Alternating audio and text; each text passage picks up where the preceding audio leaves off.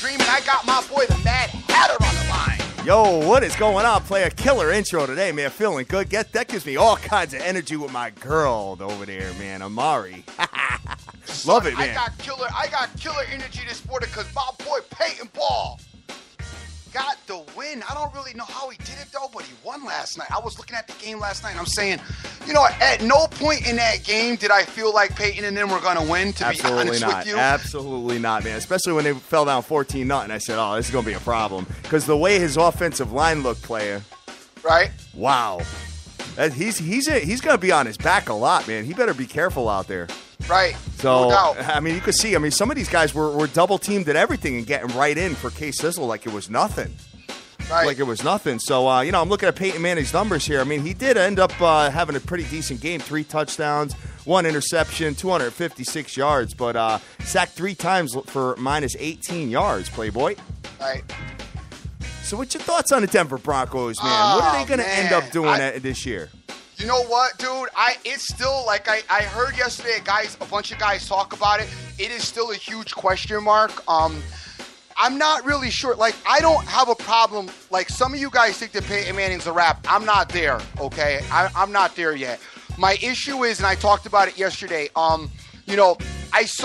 First of all, I saw he's not getting the gameplay out of his tight ends that he wants. You know, I don't know if Olin Daniels has lost a step. I know they're trying to get Green involved in the offense as well. He just doesn't have that consummate, Pro Bowl type of tight end, that wide receiver / tight end that, he has had with Thomas, and then he had with Dallas Clark, over the years. So I think that is a problem of concern as far as he's concerned with the tight end play. My other issue with him is that the offensive line, dude. I know. The offense, you've never seen Peyton get sacked like he's been getting sacked. I think that's a product of Kubiak and what Kubiak's trying to do. Peyton finally had enough, said, listen, we need to go to no huddle. That way it'll slow down the pass rush. So I would look for them maybe to start doing a little bit more of that. Peyton's got to probably be in there right now telling them, look, your stuff is not working. So my stuff, got us to the Super Bowl, gotten us to the playoffs. So let's go back to what I do and get these guys, into the no huddle, because I can tell you right now, dude, that offensive line, they're not even good run blocking either, because C.J. Anderson, there was exchanges. They were in the backfield on the exchange. Right, I know. It was crazy, man. He know what had I mean? No time whatsoever playing. Nothing. And I know that Peyton Manning is that Peyton Manning's a great, I know that he uses a lot, doesn't use a lot of clock when they do the no huddle, but you cannot have dude getting sacked on a continuous basis like that was happening yesterday. And I know Kansas City offers a good defense, but that was kind of ridiculous. Kansas City on the flip side of that did not play their prototypical type game. I don't know if I 100% agree with that. You look at Alex Smith's numbers. He had his typical under 200-yard, let's see, 6 for 25, 191 yards, 2 interceptions, no touchdowns, man. Sacked 4 times for minus 21 yards with a 53.9 passer rating. So, I guess the Chiefs, though, they turned the ball over 5 times. I know. That's not prototypical Chiefs. Yeah. They threw the ball in spots where they should have ran, as far as I was concerned. I know they were probably trying to get Denver's defense off balance, but just a lot of things was unprototypical of them. I saw Alex Smith a few times, a little bit, throwing the ball down the field further than he generally goes. It looked like they didn't keep their patience, almost like they were pressing, to really get Denver. And it seemed like every time they thought that they were gonna get in it, that something bad would happen. But here's the deal, bro. Yesterday, I do know why that they lost the game. All right, and I'm gonna let you and the rest of the SBTV Nation hear about it. All right, what you got? This game, I understand what you're saying. I'm going to be honest with you, though. I'm looking at this game. I probably would have bet this game if it was on the Sunday card. Really? I'm feeling Kansas City. That is why they lost. Oh, wow, you just That is my name, my son. You're such an idiot, man. I'm sitting there scrambling. I'm like, yo, what is going on with the equipment right now, dude? I'm like, oh my God. So you're playing a show back. Oh, real funny. That's my name was. I went back, I listened to yesterday's show, and I said, pow, bingo, look at why Kansas City lost. Oh, you are such a clown, man. You are such a clown. No, but listen, hey, you know what? I was feeling Kansas City, but Mr. Feist pulled me off it. Okay, that's a good thing. And by the way, guys, listen to me. It is Freaky Friday, and Mr. Jason Satterley just sent me something tasty.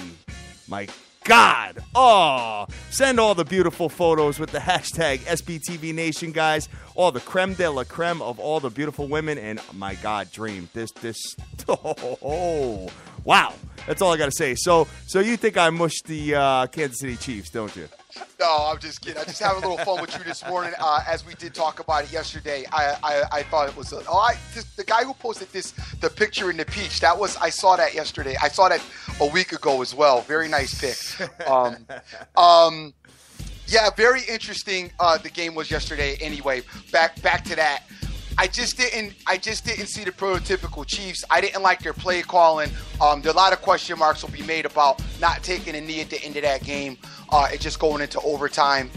So, but hey, I'm glad a lot of the nation was on Peyton ball. I'm glad everybody was able to hit. I stayed far away from the game. I thought it would be under. I didn't expect that much offense. It was a ton of offense. I expected it. Like I said, I thought it would be an under game. Which was where I was leaning. It didn't go in that direction, but I am glad that everybody was able to cash, those of you that cashed and made money. But be careful going forward. All right, yeah, sounds good. Definitely, because, I mean, the Denver Broncos are 2-0, by the way. I know. So it looks like they're just doing their thing and winning these games, man. So who do they got next week? Do you know? Sometimes it's better to be good sometimes it's better to be lucky than good. I know. I got to see what they got next week. I'm just taking a look at it real quick. Hold on. I just, because I'm interested to kind of watch your boy, man, to see what he's been doing. You know what I mean? So looking at the schedule for next week, it looks like he's got a bye week, man. So no, they played the Lions. They played the Lions? Yes. They got the 8:30 game next week, and they play the Lions in Detroit. Okay. All right. Sounds good. So we will go from there and see what ends up happening with that, man. So, dude, what about the college football, man? Oh, dude, absolutely. Oh. Listen, the only way you watched last night's college football game, you had money on it.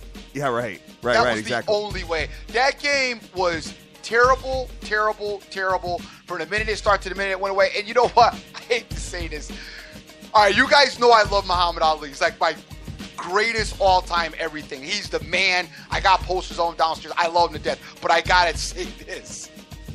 I hate seeing the state that Muhammad Ali is in today. You know what I mean? I look at him, and it's like, wow, dude is just, right. My heart goes out because somebody so vibrant and lively, when the way I remember him, it's a shell of himself today. So now, me and my man are on the phone talking, and I was back and forth with OJFB too on Twitter, and I'm like, dude, you know what? If they let Ali in the locker room to do the pregame talk for Louisville, them kids had to be, yo, that's what happened to dude after getting hit a whole bunch of times. I'm good with going and hitting anybody out there. I'm not hitting nobody. Because man. I'm like, he must have scared the crap out of them kids. And I'm like, dude is sitting there and they're showing him because, from Louisville, and they're showing him, they got a picture up of him in his locker room.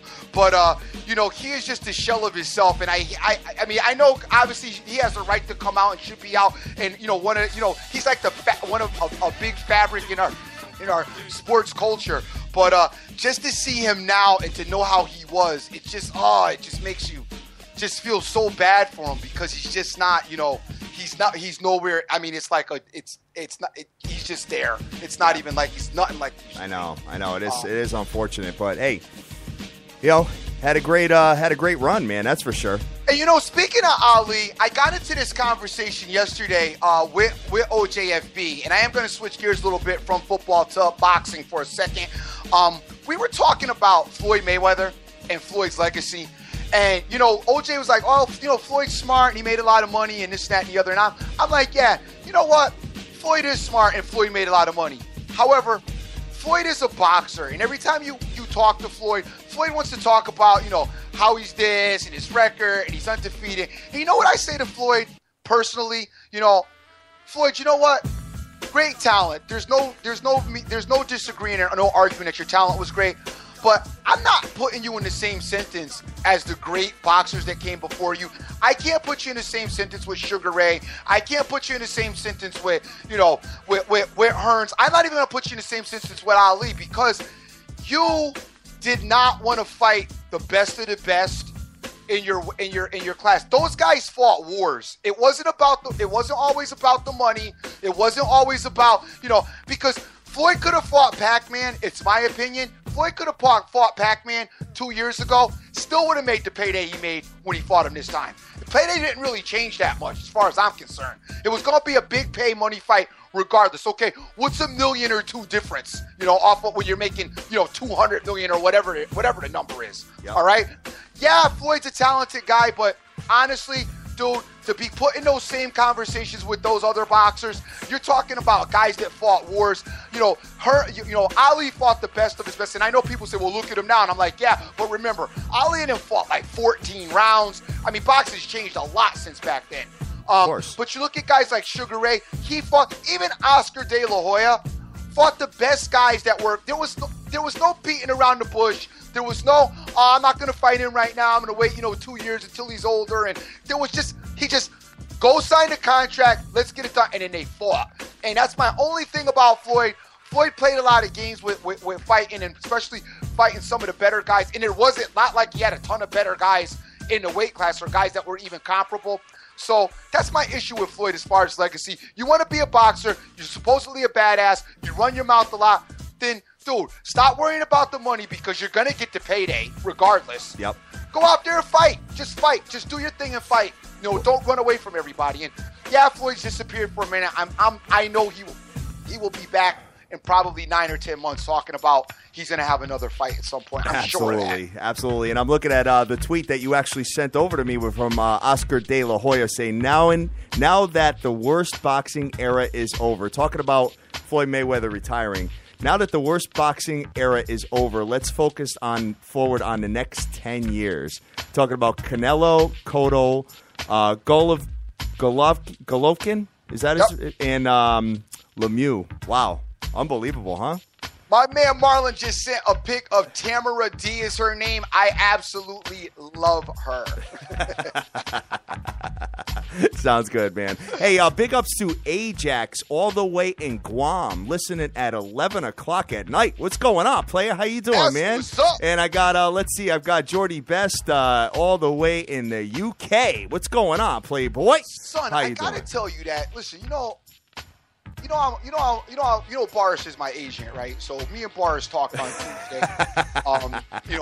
Amidst the Matt Harvey debacle, and Boris was telling me, hey, Dream, you know what? You need to fall back. The Viking thing was bad. You know what I mean? And I was like, you know what, Boris? You know what? You're right. And I was feeling like, I'm not gonna be giving out my picks anymore, and I'm all done with that. They was like, Dream, you don't need to do that. You got to save. It's like I'm trying to get Harvey to save his innings, save your picks. You know what I mean? Because it's just not that time of the year for you to do that. And but yesterday I had a revelation, player. I got to be honest. What happened? The Capra guy came on the show, player, and said that he was also on Minnesota. So that's letting me know I found myself again, player. I've been saved. Can I get a hallelujah? Can I get an amen? Yes. Mr. Feist came on and ripped it, man. Mr. Feist came on and ripped it. And once again, I want to send a big thanks to him. I was really impressed, as I mentioned several times yesterday during the show, about what he came on and said, and it was great having him on with that type of information for you guys. If you missed it, go back and you can get it on Spreaker, yesterday's interview with Mr. Jim Feist. I, of course, got me out of there because he wanted to mush the game at the end, so he didn't let me talk with Mr. Feist. But it was a great interview. He gave a lot of intelligent information, and over here, I feel like I feel like the $6 man. Like I'm trying to create out of myself just the best gambler ever, because I look at the games as a guy that played the games, and I look at the games as a talent evaluator and an eye test person. Okay. Yep. The capping side of like line movement and what the public's on and all of those elements are the other side of gambling that I'm not polished at.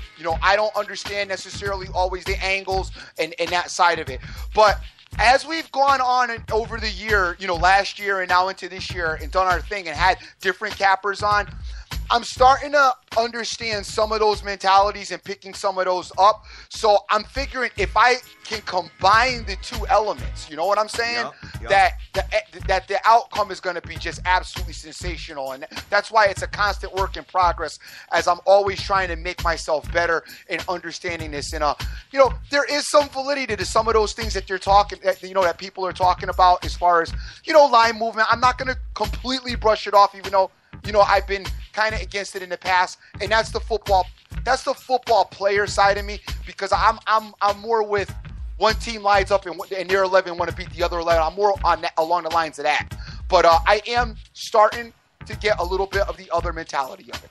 All right, sounds good, man. Sounds good. Well, Dream, we got a couple of big shows coming up, man. We do. So I'm taking a look at it, and we actually added another guest. So tomorrow is our big college football extravaganza. Me, you, and the evil genius going to be on Ripping It with Mr. Chad Withrow, the midday host for the Zone out in Tennessee. Going to be breaking down the big SEC matchups tomorrow, man. South Carolina, Georgia. We've got Alabama, Ole Miss.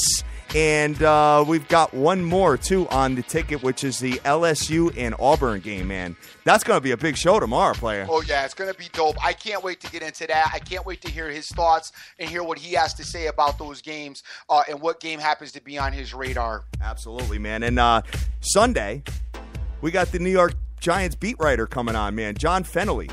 He's going to be coming on just to break that one game down with us. I believe the Atlanta Falcons are playing the Giants this week, if I'm not mistaken. They are, I'm glad we're having them on for the breakdown, even though it should be pretty minuscule. Julio Jones destroying the Giants secondary. Well, Dan's a Giant fan, so he's going to be jumping out of his skin with that. No, Dan's a Giant fan, but Dan is very realistic, and you got to give him some big ups, because Dan was very, very he was very worried about the Cowboys last week. He said that the Giant secondary was not ready. There's a lot of question marks. He said the linebackers, that they didn't offer much of a pass rush. Dan was very cognizant of their defense, so I'll give him that, and I like that. One thing about I like is when somebody's grounded about their own team. And then it's refreshing when you're wrong, as I was wrong about my Niners on Monday night, but I was trying to be real about it. I hated that they lost from a financial standpoint. Yep. From being a Niner fan, I felt a little better not knowing that my team was, because I was worried that they were going to have one of the worst records in their history this year. But seeing them, there's a lot of hope as far as I'm concerned. Yeah, but, definitely. But I think that the Atlanta, and I'm not going to take any steam away from that, but that's an interesting dynamic in that game going on, and I struggle with the Giants. Yeah, so what we'll do is we'll save the Giant game for when our guest is on. Yep. And then we'll go from there. And then the next Wednesday, I believe the date for next Wednesday is the 23rd of September. We're having one of the top sports attorneys in the nation, Mr. Daniel Wallach, calling in. We're going to be talking about the legalization of sports gambling and, fantasy sports, the difference between the two and the whole package. I got a lot of questions for him, man. I do too. I need to brush up on the fantasy sport thing. I talk about it and I make fun of it all the time. I'm really not that. I really don't. Guys, I know you guys think that I don't really do a whole lot, but I don't have a lot of time to be, I'm trying to look at the regular games and regular gambling. Now I got to go try to take a look at fantasy stuff on top of it. I don't even really tinker with my own fantasy team that I do the week in the league. But I do want to look at this DraftKings and the other one, FanDuel, I think it is, and try to understand it a bit, as I am a little bit. I'm just vanilla on it. I just don't know it. Angelo Nunes, the one in the orange dress, is absolutely gorgeous. Unbelievable girl that just came across our page, Dream. You look like you look like you slowly taking over Freaky Friday song. Oh, man. I'll tell you, I'm trying to figure out, what I like better, the Latinas or the sisters here, kid. I'm trying to figure it all out, man, because they're both looking amazing. I like them all. By the way, don't even. I like all women. Oh, of course. Me too. You can come up. I'm like Captain Kirk. If you had some Martian chick, I'll be like, well, hey, them horns ain't that bad on her. What are you talking about? I like her green skin tone. You know what I'm saying? Her complexion is dope. That mocha purple. Oh, my God. Craziness, guys. Craziness at the biggest show in the world. Getting bigger and bigger by the day. Growing strong. Growing like a fungus and spreading like a virus. I say that every single day, man. My God. You will not limit the dream into one, category of female. Forget it. Oh, it's man. Like a box of chocolates. Yes, definitely, man. Definitely. All right, Dream. So, yes, sir. A couple of things on my brain real quick. So, I'm almost starting to feel bad for the Houston Astros. Don't feel bad for any professional sports team. Son, they're getting killed by the Rangers now, man. All them guys that are moping around are they're going back to mansions and Ferraris and a whole lot of fun, a whole lot more fun than we're having. We are having a ball. They are just falling out of control, man. I don't even know if they're going to make the playoffs at this rate. Well, they'll get it together, hopefully, when they get back home. I mean, it's a bad time for them to be sliding. Obviously, I think it's a bad time for any team right now to be sliding in baseball. But a bad time, especially for them, as they're so tight. The good news for them is they are coming back home. It is going to lighten up a little bit. So the thing is they really got to get it done when they come back home. Absolutely, man. Absolutely. So we did talk about the fact that they do have a home stretch coming up, but then they got to finish up on the road at the end of the year. So what else as far as pennant races are concerned? I mean, St. Lucia pretty much got theirs under control at this point. I mean, Pittsburgh had a chance and just kind of, They didn't have no chance. They were like 2 games out and then all of a sudden start dropping. New York Metropolitans, I think, are all set. It looks like I'm going to have to buy Dr. Dan some playoff tickets because the Phillies are going to lose over 95 games. St. Lucia, like we talked about, Kansas City Royals looks like they're going to win their division. The LA Dodgers are probably going to win their division. So you're probably looking at, this is what I want you to do now, too, since you lost that wager. This is what I'd like you to do. I would like you to give Rays the ticket, or we can get the printout of you having the Phillies win the World Series, get it blown up on a T-shirt, and you have to wear that T-shirt to the Met playoff game. Shut up. 95 wins or losses. I'm still alive. No doubt. I'm still alive, but I mean they're obviously eliminated from the playoffs, but I'm still alive as far as that is concerned. Yeah, the playoffs. Yeah, playoffs. But taking a look at this here, man. I mean, Texas Rangers might win that division, and a lot of the analysts are saying that they think that the Texas Rangers are the best team in the the AL. I'm sorry. I don't know if I agree with that with Toronto behind them. You know what I mean? And what sucks is that they would have to play Toronto in the first round if it ended today. Brutal, right? Beauty of the program. Yeah, definitely. Kansas City would have to play the wild card team, so that's the way it would work because it looks like Kansas City has the best record in the AL, man. So, hey, it is what it is, Dream. That's the beautiful game of baseball, man. So, going back to this, man, it looks like we got some games tonight. We got some baseball games. We got some college football games, and obviously college football. This is yesterday was the start with the Clemson game. But just real quick, guys, if you're interested in playing futures, the Toronto Blue Jays are the overall #1 seed here as far as gambling is concerned. They're plus 400 to win the whole thing. So $1,000 better, you'd win $4,000 if you took the Toronto Blue Jays to win the whole thing. Kansas City #2 plus 600. The Mets #3. I still can't. Sorry to all the Mets fans out there. I actually really like the Mets too, but for some reason, seeing the Mets at 6.5 to 1 bothers me, Dream. I just don't know if they have it all together to win the World Series this year. Yeah, I don't know either. I mean, me personally, I don't think that the Mets can win the World Series. Personally, that's my personal opinion. I know. I'm not into baseball like that, so I really shouldn't be making any type of comments. However, I look at St. Lucia, I look at the Dodgers, and a couple other teams that are interesting, and I just think that their dynamics are a little bit more high-powered than the Mets. But we do know that the Mets if their guys pitch like they're supposed to and pitch well, they are loaded with pitching. Yeah, but DeGrom has not been so good. Yeah, but I'm saying if they pitch like they're supposed to, and he was very good at the beginning and the middle of the season, so maybe he's just having a slight slip off and it'll get back together. The thing that bothers me about the Mets is outside of Cespedes, I'm not that impressed with their bats. Over the last couple of games, I definitely can see that, but who knows, man? I mean, this team came out and was gangbusters last month. Yep. I mean, they were scoring like 8-9 runs a game. It was absolute madness, dude. So I don't know. I mean, it just depends on which Mets team you're going to get in the playoffs. Peaks and valleys of baseball season, and it's something that we've talked about, numerous times throughout this season on this show. We've talked about the spurts and how, spurty baseball is. Teams go on runs, teams conk out, teams go on runs, teams conk out. So just something to be cognizant and keep an eye on. But always be careful about the teams, I guess, conking out like right before the playoffs, because it's not a good look. And like you said, it is cause for concern, especially with the Houston Astros. And it's got to kill you if you're a Houston Astro. Yeah, I know you're rich and whatever else have you. You play baseball for a living, and that's dope. But it's still got to be agitating you to have hustled that much all season. You know what? It's almost like Sunday. Doing all your work. Figuring out these games and going over stats and going over players and thinking about what you're going to have, kind of like my Viking game on Monday. And then to have the Vikings show up and do that, to me, it just brings your spirits down. It makes you go crazy because, you played so hard all season long, and baseball season is long as hell. Yeah. So they played all season long as hard as they could. And now here, right at the end, when they can see the finish line, like they're out of gas. Absolutely. Absolutely.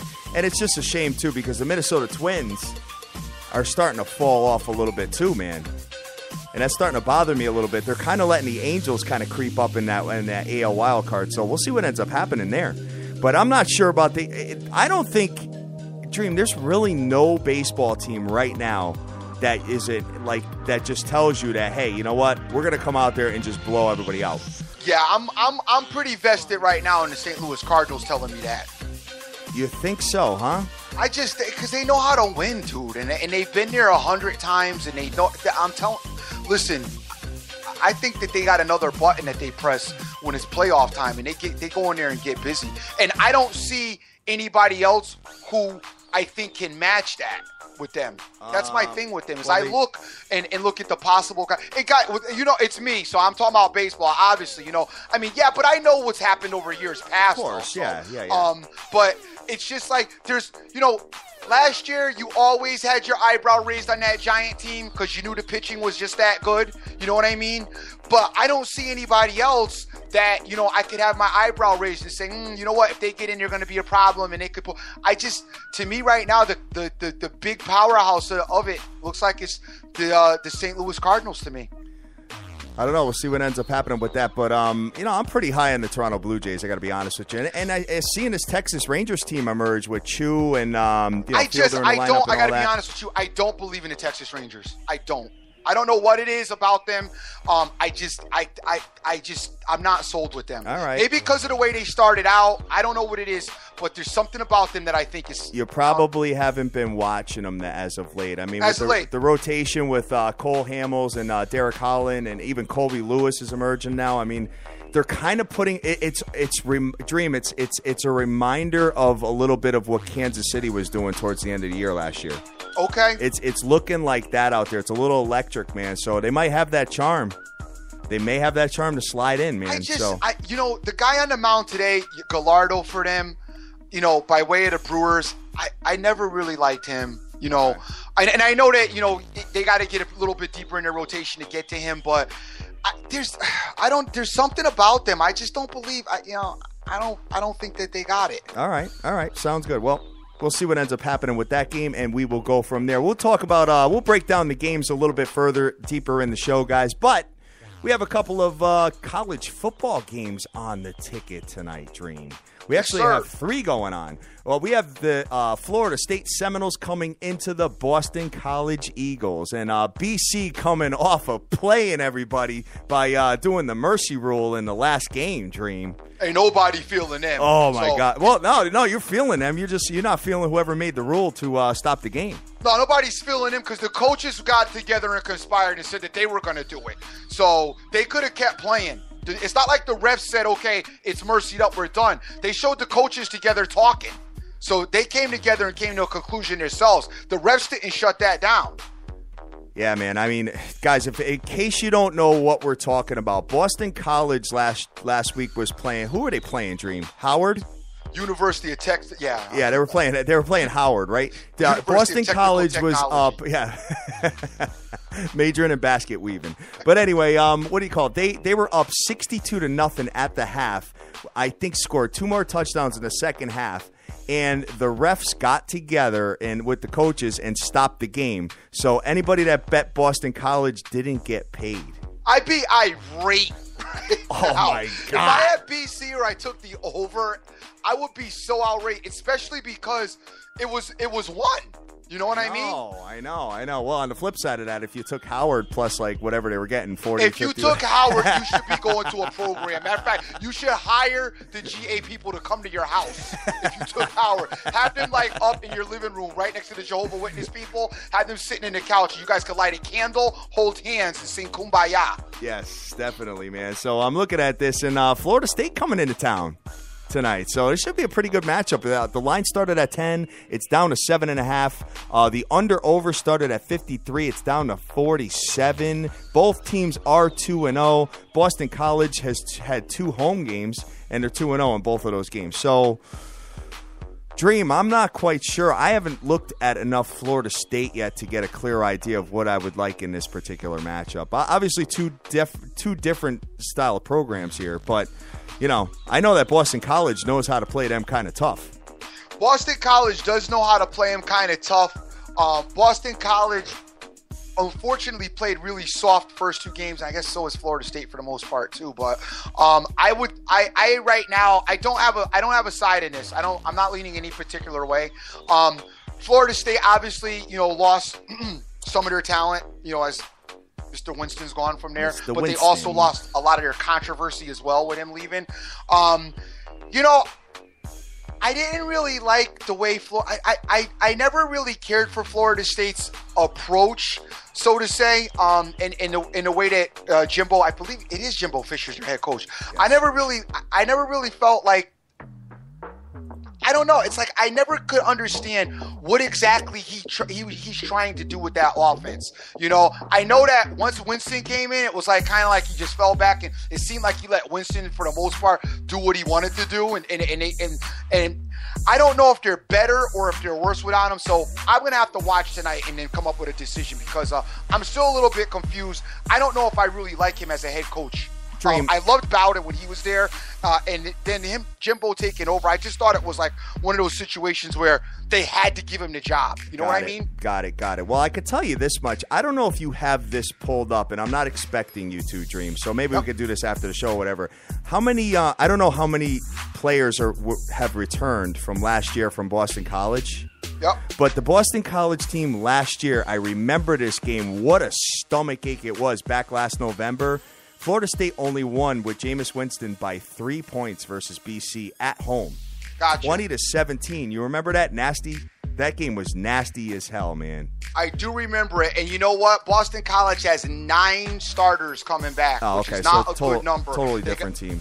Yeah, they got 3 starters on offense and 6 starters on defense. So it's definitely a revamped system. So definitely be careful. They played Maine and they played Howard. So don't start jumping through the hoops over those 2. Very interesting. So the dynamics of tonight's game is interesting. So yeah, I mean, it's going to be really tough for people to cap this game. I'll be honest with you. I mean, when you look at last year's affair, I keep going back to last year because it's important. Florida State was given 16.5 points at home and only won by 3. So, it seems like these 2 teams know each other. I mean, they do play every single year. Florida State won by 14 the year before that and blasted them in 2012. So I think BC may have a little chip on their shoulder here and may be feeling themselves after the beatdowns that they've done recently with Howard and whoever else they played. So Florida State has 11 guys returning. They got 4 guys on offense and 7 guys on defense. Guys, just to go a little bit further in depth on my thing with Jimbo Fisher, and we saw this a little bit with Texas A&M too. Here's the deal what happens. You get some guys that watch the coaching staff put up with stuff out of other players. Yep. Some of the other players, like with your sophomore when Winston is whatever, and then the younger guys are like, well, we want to do that too. So, like, when my man tries to do a 360 on the program and they want to revamp it because, last year was a headache and this was a nightmare and we're not going to do that this year. We're not going to do that. In the other kids' mind, it's like, well, wait a minute. We were doing this last year. Why can't we do this again this year? You know what I'm saying? Yeah. So that's my issue. You need to be, like, when you go into, Saban, obviously, you go into, Urban, how they run their offense and how they coach their kids. It doesn't change just because you're stupid dope and the NFL's looking at you and you're probably going to be a top prospect for an NFL team. It doesn't change. When Bobby Bowden was there, I don't think it changed either in Florida State. However, I think I saw a lot of Jimbo Fisher kind of putting up with Winston because they were winning. You know what I'm saying? Yep. That's what I'm talking about. Kind of almost let him run the show almost. Exactly. Yeah. Exactly. Yeah, I got you. There was times when I saw the two of them arguing on the sidelines. Like, dude, I'm going back a ways, but you argue with the coach is like unheard of. You want to get to the bench? Go argue with him. Go question the coach on a call that he made, and watch what happens. Exactly. I mean, just some of the lack of respect I'm seeing these days with coaching, and this is on all different levels of football. Dream. I'm seeing it in youth football.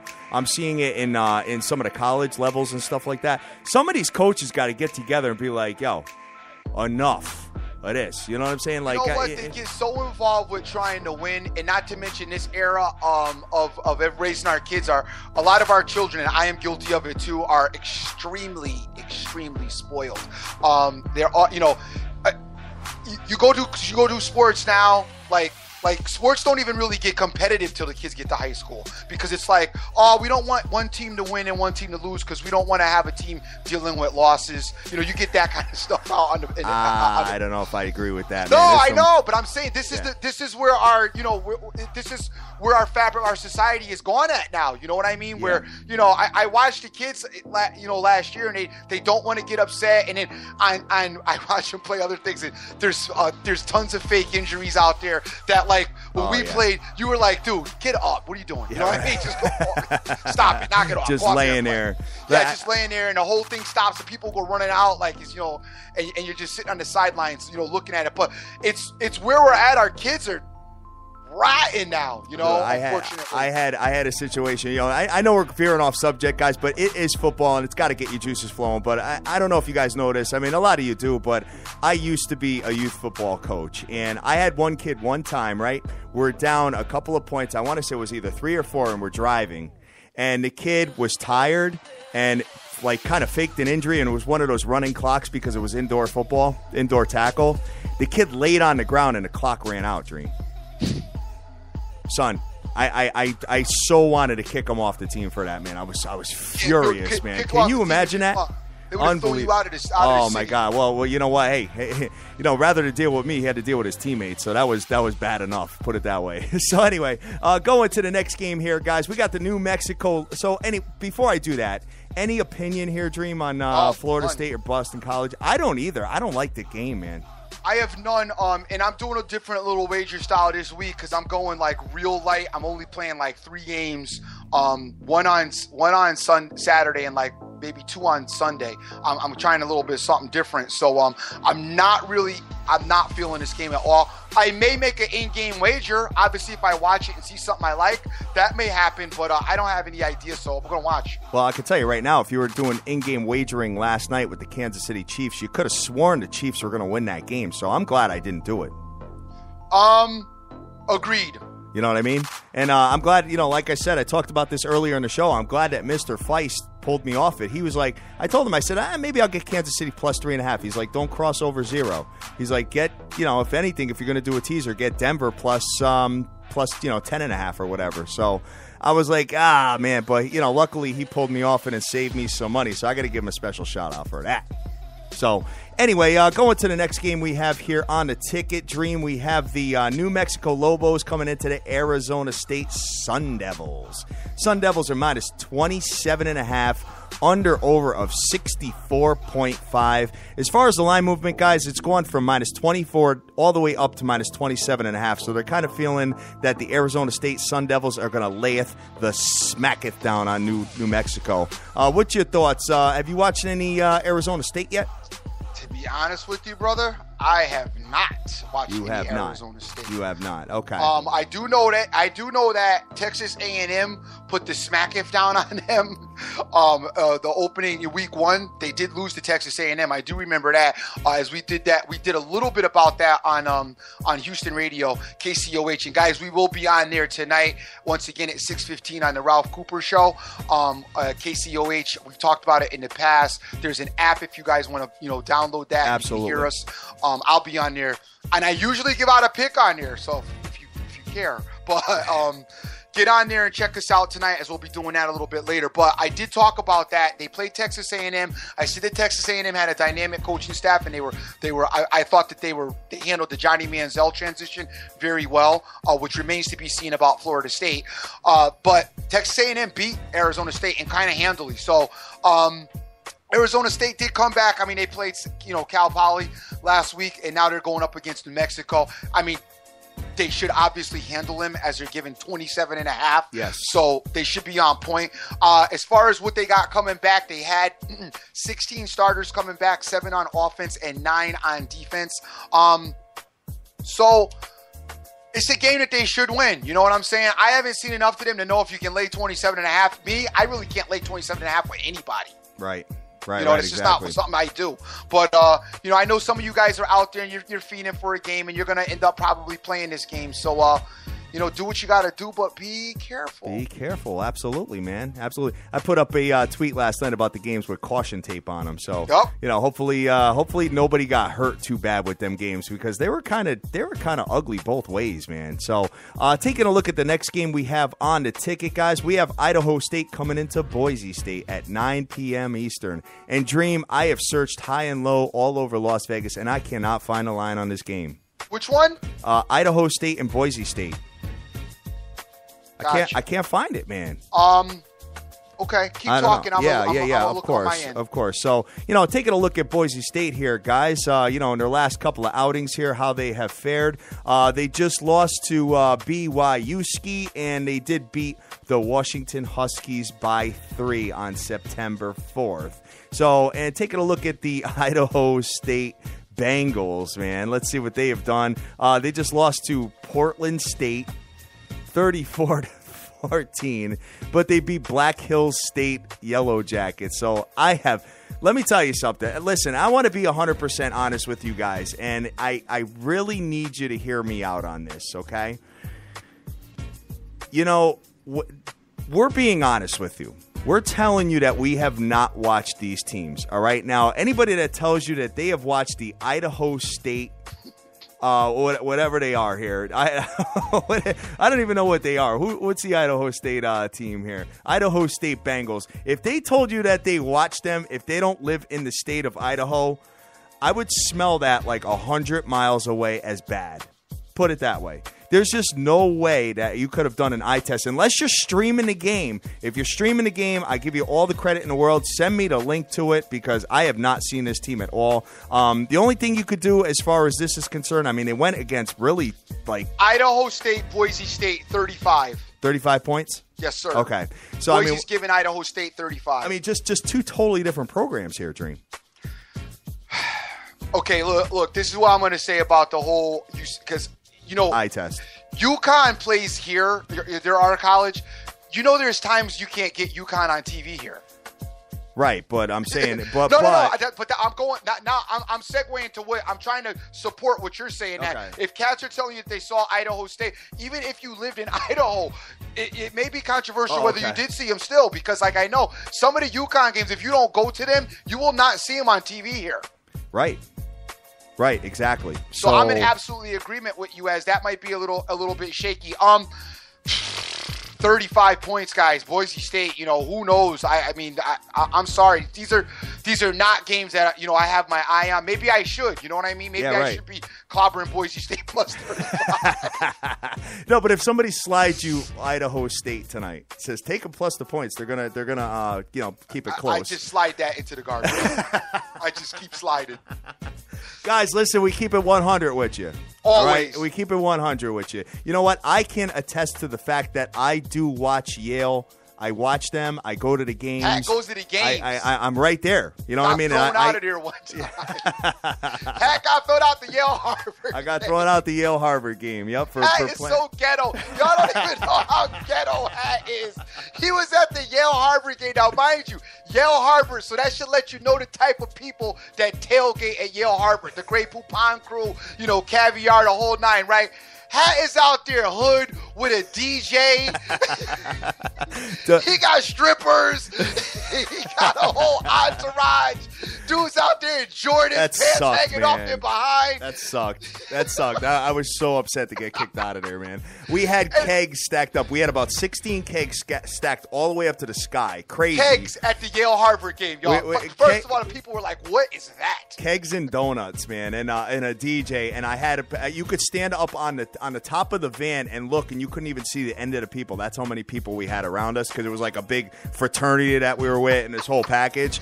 So we got kicked out of the Yale Harvard game. Pat was out there with the whole hood. Had cats break dancing, rapping.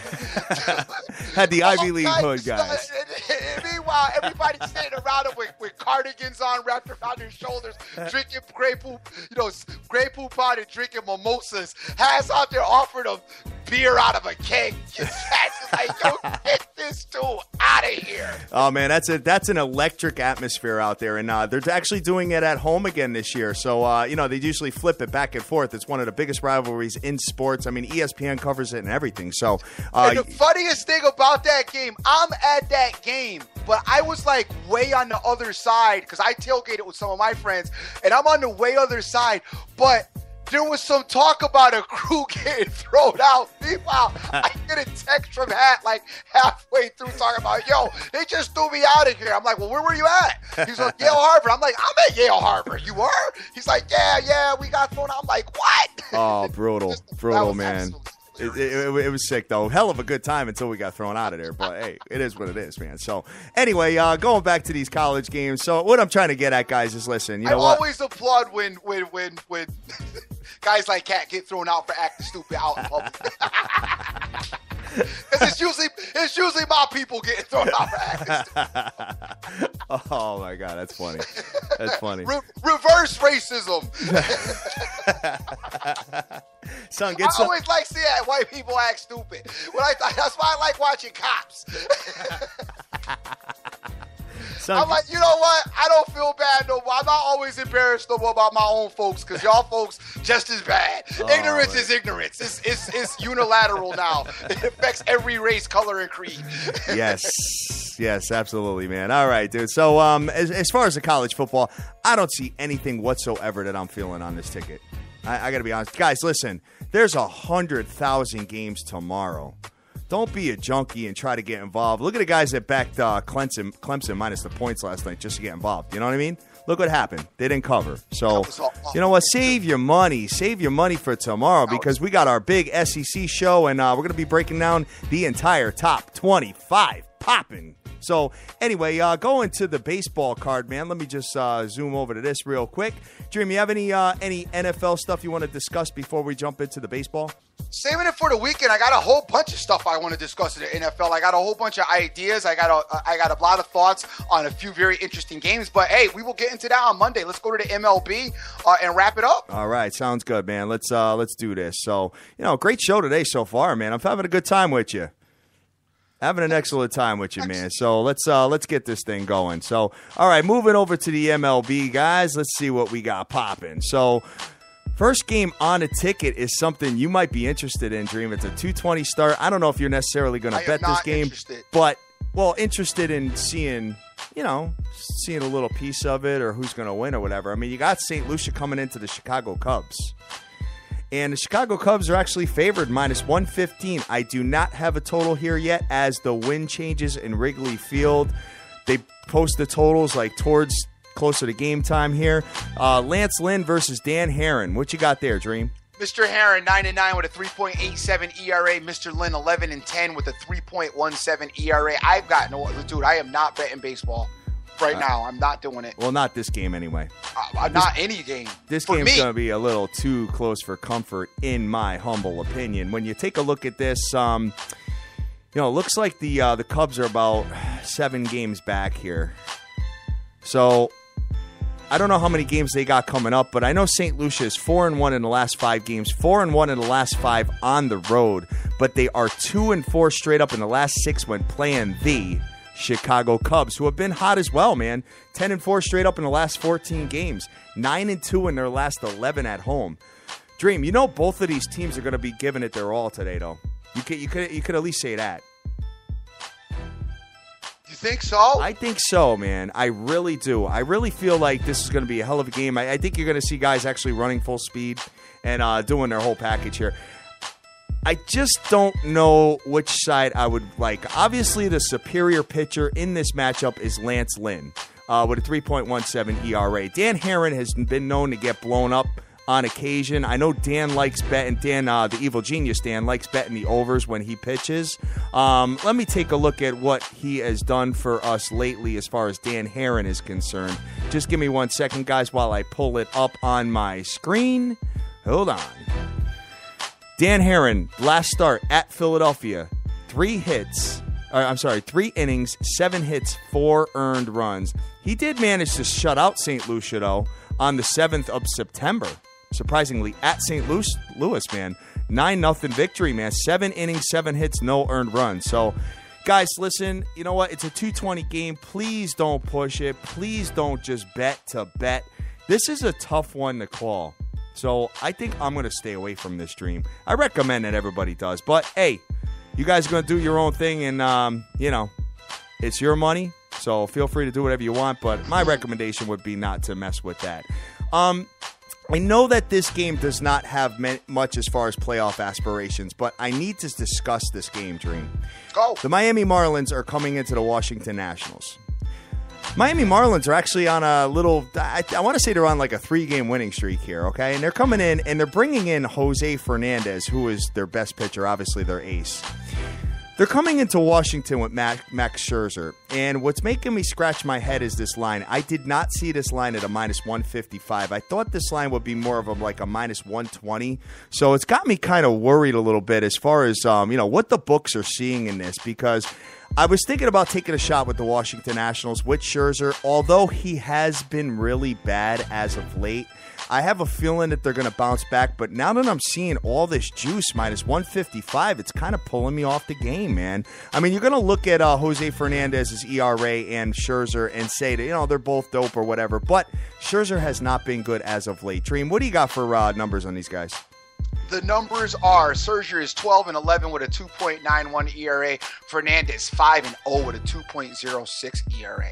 All right, so maybe this makes sense as far as why this line is where it is. Now, up until the last start, Mr. Scherzer had given up 5 runs versus the Mets in 6 innings, 2 runs versus St. Lucia, which is not that bad, 4 runs versus Miami, and 3 runs versus Colorado, and 6 runs versus San Francisco.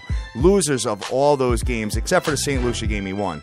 But then versus Miami on the 13th, he actually won 5-0, 8 innings, 5 hits, no earned runs. So I guess that's why the line is where it is. Oh, man. Let me just take a look at what Jose Fernandez did in his last couple of outings here, Dream. I'm sorry to break it down on this game, but this game is something I'm interested in betting, to be honest with you. Looking at this, Jose Fernandez, he's been lights out. He's been lights out, man. He hasn't let up over 3 runs in any game this year. So I know he's had limited games and all that. Guys, I'll get back to you on this. I will get back to you, but 6.5 under over, Dream. Kind of light. It's kind of light. Next one we got on the ticket is the Battle of New York, man. We got the New York Yankees coming into the New York Mets. Bet you this one's going to be sold out, no? Oh, yeah. You know that's probably so. I would say sold out. Yep. Yeah, definitely. So New York Yankees are putting Masahiro Tanaka versus Steven Matz of the New York Mets. New York Yankees minus 120, under, over of 7 runs. What you got here, brother? All right. The New York Yankees with Mr. Tanaka, 12-6 with a 3.40 ERA. Yankees are 39-33 on the road. The Subway Series is they're playing the New York Mets, 46-26 at home. They got Matz on the mound for the Mets, 3-0 with a 1.88 ERA. Matz has been dope. He's been really dope. But, you take a look at this game, you're going to get probably max effort out of both teams. This game does mean a lot for both of them. And, probably the Yankees a lot more than the Mets, considering the Yankees are vying for still the division and obviously trying to keep the number 1 wild card spot in the AL. But, in this particular game, I don't know about this particular game, but I think the Mets can steal a game or two at home in this series. It's a coin flip, Dream. I think you agree with me that this would be a coin flip. I no idea about this game, dude. I honestly don't. I don't know what's going on with both of these teams. I mean, like we said, this Matz guy's been dope. Tanaka's been pretty good for most of the season.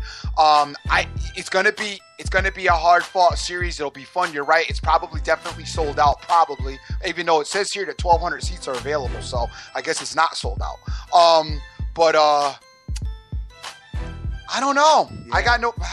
I don't know. I know I'm not touching it. Pull a coin out of your pocket and flip it. Yeah, exactly. And then you kind of feel, which side you're going to get on, man. So, guys, I'll get back to you later. I can tell you that the Mets want to beat the Yankees more than the Yankees want to beat the Mets. I can tell you that. Maybe.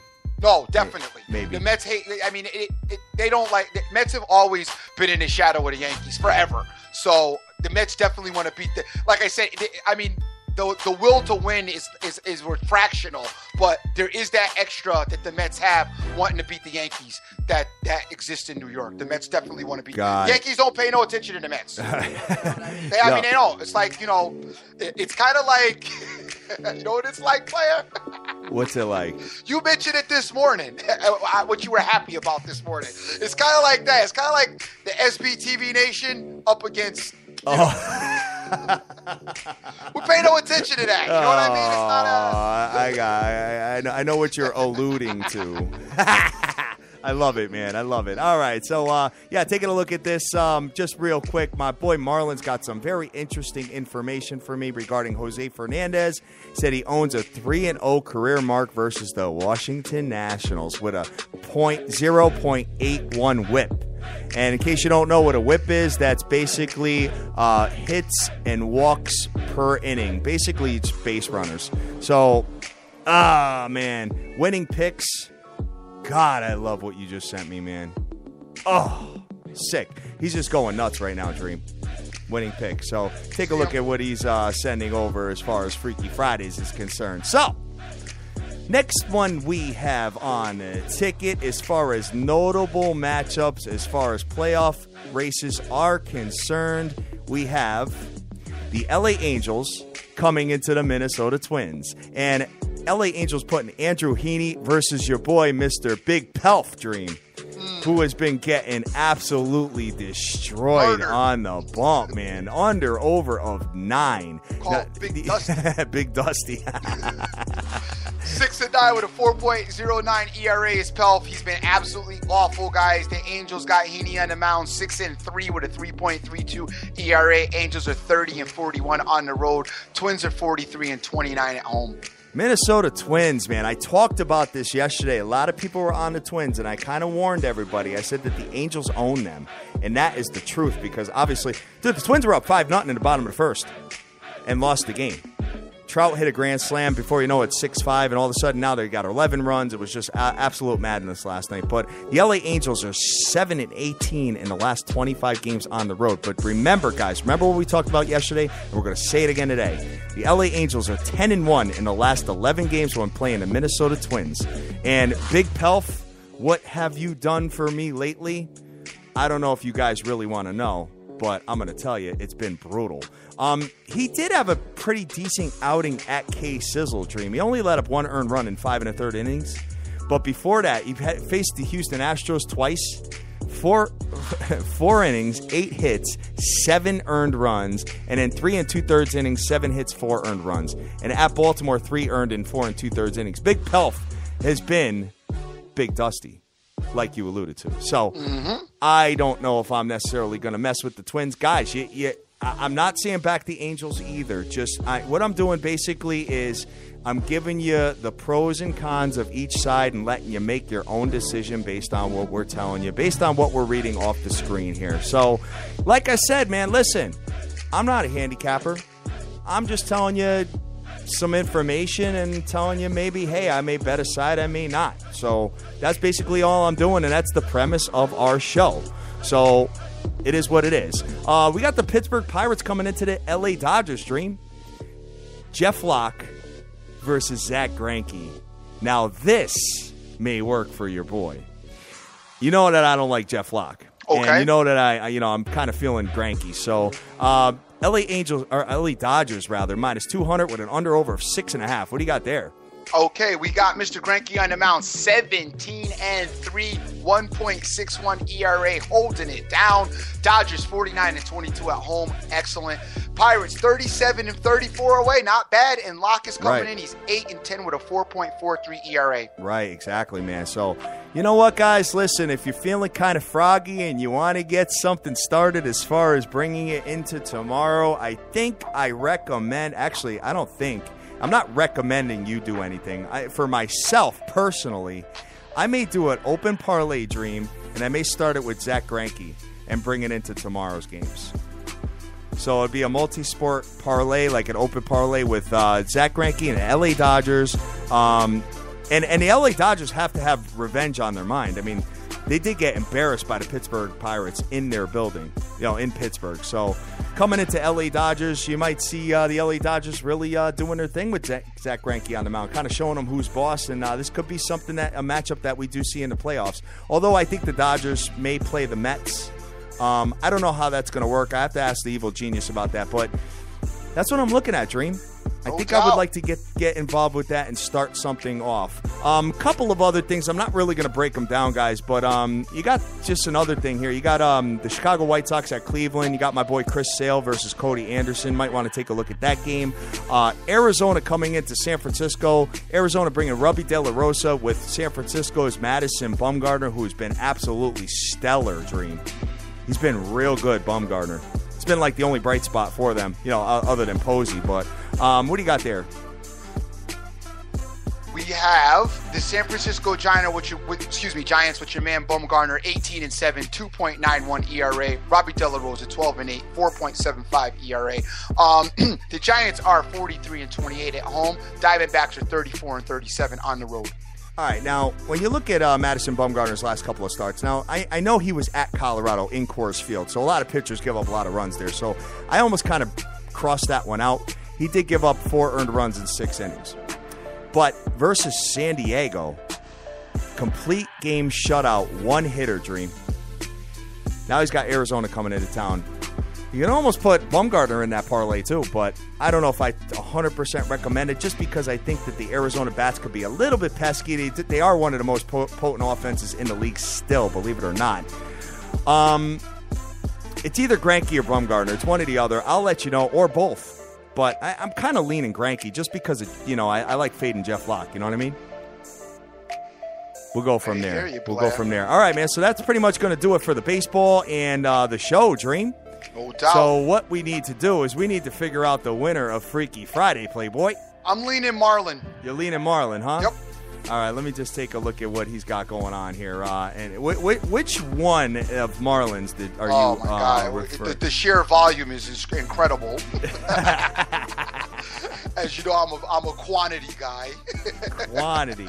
But I really like. Obviously, I like Tamara D. She's standing there in white on the field there. I absolutely love her. Yeah. The white shorts is excellent. But the girls under the hood of the car, he hit you with the 3-piece right there. I mean, we're gonna go over his technique like this is the Olympics here. Okay. All right.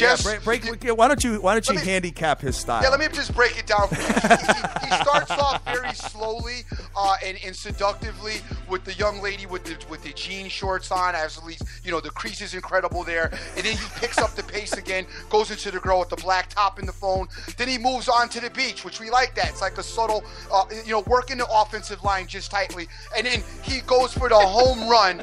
He throws it to Tamara D, which is like handing off to Adrian Peterson, a couple years ago. It just goes running away with it, and then right when you think he's all done, he comes back from behind and gives you the 3-piece on the defensive line. So right now he's offering the whole package, offense and defense, well-rounded. We give him the win this week. All right, Marlon, congratulations, and Rays will be in touch with you to discuss the apparel that's coming out, man. I don't know if you guys noticed, but we got a new look and feel to the SBTV Nation, with new logos and new literature and the whole package. So we've been waiting a little bit for this whole thing to come up, and that's just the beginning. Hey guys, I threw out. If you like what you saw as far as what I put out a couple of my fan favorites, but all of that and then more can be found on the Freaky Friday page that I have on Instagram. That is. Stupid. I have to pat myself on the back. I love that you tag me and all that too. You know what I mean? And you know what the worst part about it is? Here's the worst part about it. So I go on my own Instagram for the SBTV Nation, right?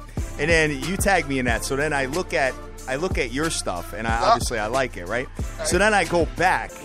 And what ends up happening is that if my bride picks up my phone and she hits the back button, it's going to go to your page and see me liking all these photos. So I'm going to be in deep, what with that. But you know what? Hey, listen, she can't argue it. I mean, your page is outstanding. My bride actually sits with me sometimes. I mean, sometimes she complains, "Oh, you're back on that again." But sometimes she sits with me and she's like. Because it's a system. It's not just me picking girls, by the way. It's very systematic to make the Dreams Freaky Friday page. All right? You don't just make it. You know what I'm saying? Just anybody don't make it. If you go and look at the page, I think you'll understand what happens here. But we have a systematic system in picking these young ladies out for the page, and my bride is actually involved in a lot of the process. Believe it or not, with some of them. Oh man, that's funny. So I'd like to if we can get a breakdown of your style in picking the Freaky Fridays. So how you get up in the morning and what your pregame homework is and all that. That'd be. I can't really give out I'm not at liberty to give out my secrets right now. As I told you in the past, I am on the phone constantly with my agent Boris. He says you have to cut down on the content that you are sharing with the SBTV Nation right now, player. If you want longevity in your career. Oh, that is hilarious, man. Congratulations, Marlon. Hey, man, one of our biggest supporters. We love you to death out there, man. Thank you so much for everything. And thank you to everybody else, man. Listen, we didn't have any guests on today. You and I just kicking it for an hour and 10 minutes, man. No doubt. A great show. Great show, Dream. But tomorrow is when we bring the guests back on. And tomorrow we're bringing in Mr. Chad Withrow from The Zone out in Tennessee. One of the biggest shows out there, man. So he's going to be coming on the biggest show in the world, and we are going to basically merge our knowledge, man. So breaking down the SEC and breaking down the whole package is going to be very exciting tomorrow with me, you, the genius, and Mr. Chad on the line. So that's going to be really interesting. Then Sunday, we are bringing in John Fennelly. He is the beat writer for the New York Giants. He's going to be coming in to break down that particular game and hopefully give us some good information to either solidify, help us tail fade, or do whatever we want to do to each other as far as our camp is concerned. And then next Wednesday, we got Daniel Wallach coming in, one of the top sports attorneys in the nation, to break down sports wagering, fantasy sports, and the whole package. And obviously on Monday, guys, we are opening up the phone lines to the hashtag SBTV Nation Dream. Yes, sir. We're all done. Yes, what sir. you got? Hold on a second. Wait a minute. I gotta read this. Wait a minute. Somebody wrote. I know he didn't write. Hey, Mob, you ain't been paying attention because a few have won. I'm not. The MOB's listening to ask me a question. That's only for me to answer back to him. But I will let you know that a few have won, and we definitely paid a lot of attention to that particular type of female that you're talking about there. So. We are going to get into this. I can't wait to get in here tomorrow and get with the guy from the zone and talk with him. Tonight, guys, a night off for the dream. Relax, kick back, maybe have a couple of beers, spend some time with the fam, do my thing. We loved everybody that retweeted the show and listened to us this morning. We got MG86 out there, Ciroc King J. We got Jeff Ryan, Terrence, Matt, Christo, Snoopy Betts, James M. Thompson. We have the Danish Better, Rigetti, Immaculate, Bino P. Trainee. Bino P. Trainee. There's always, when I go through this, I get on a nice roll of names, and then somebody throws me that one name that will take me out of my rhythm. All right? It's like pit and ball getting sacked. Rick Lopez is out there. Casano, Direct Sports Solutions, good morning to you. And don't forget, guys, we are on KCOH tonight at 6:15. We'll be on Houston Radio with Mr. Ralph Cooper going at it. Jason Riley's out there. Jordy Best is out there. Total Sports Edge, INT. Joseph Del Rosario. Nick Pettit is out there. Booze and Bets. J Gots, JC. ActQ NFL. Super Mario Locks. C. Rodriguez Jr. Irvin the Pick. Jason Satterley. Benjamin Rowe. SBTV TBW. Oh, just lost that. It's my bad. SBTV TBW was where I was at. Sorry about that, guys. When I click on something, it'll actually go to that, and I have to click on it to go up. Irvin's out there. C. Rodriguez Jr. The Pick.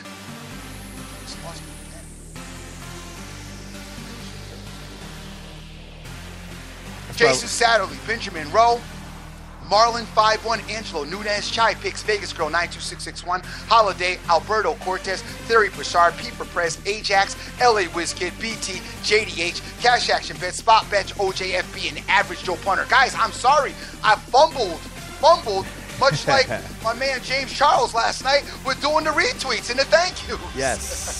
Yes. And Jamal Charles. But thank you guys for listening as always. We will be back tomorrow. A lot of information going on into the weekend. I will be a little bit more vested in the picks tomorrow as far as college being here. I don't like tonight's game, so I'm not going to force nothing and not going to tell you guys something, if I don't like it. Like I said, I play the stuff I give out, and if I don't like it, I don't play. And that's where I'm at tonight. I'm not playing a game just to make it happen. As always, remember who you're with. Make the most of each and every day, because you cannot get this time back. Why don't you get your boy Big Pelf tonight, kid? I am not. Anyway, guys. All right. Sounds good, man. Sounds good. Guys, in case you haven't noticed, we're the biggest show in the world. Having an absolute blast 7 days a week. We love you to death. Go out there. Go easy. Do your own homework. Bet your own plays. Make all your dreams a reality and get that money. Take care.